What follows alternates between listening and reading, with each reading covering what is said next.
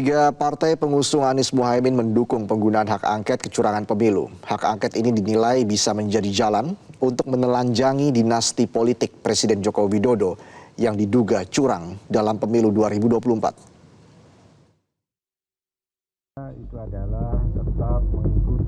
Tiga partai koalisi perubahan yakni Partai Nasdem, Partai Keadilan Sejahtera, dan Partai Kebangkitan Bangsa menyatakan keseriusannya soal rencana penggunaan hak angket anggota DPR untuk menginvestigasi kecurangan pemilu 2024. Meski begitu, ketiganya belum berkomunikasi dengan PDI Perjuangan yang pertama kali menggulirkan rencana hak angket pemilu curang. PDIP menyatakan masih membahas rencana hak angket bersama para elit parpol. Untuk mewujudkan hak angket ini tentu perlu ada komunikasi di lintas elit-elit partai, terutama pimpinan-pimpinan partai, untuk kemudian kita mempunyai positioning yang sama terhadap materi daripada hak angket ini. Gitu.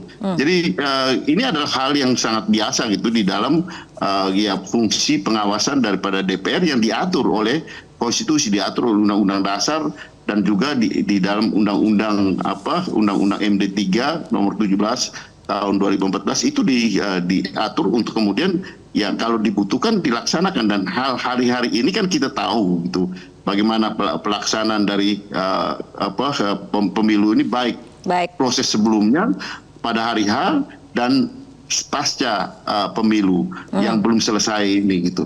Dan ini menyangkut penghitungan yang sedang berjalan.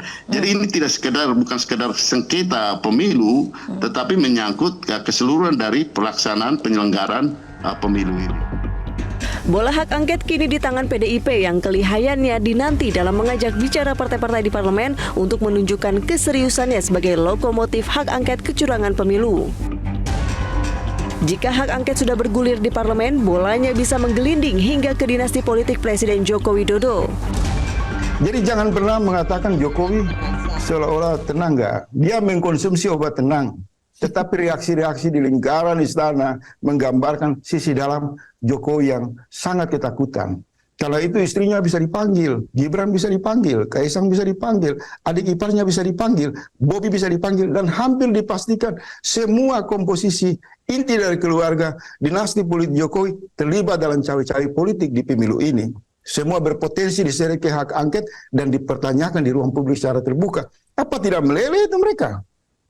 Mereka akan kehilangan hak proteksi, fasilitas yang selama ini melindungi mereka dengan kebal hukum, melindungi mereka dari pertanyaan-pertanyaan publik di wilayah penyelidikan formal. Maka tiba-tiba hak angket membuka, meruntuhkan semua keistimewaan kekuasaan, dan satu persatu dari Jokowi dan keluarganya akan diminta pertanggungjawaban dalam tanda petik pengadilan versi konstitusi di ruang publik.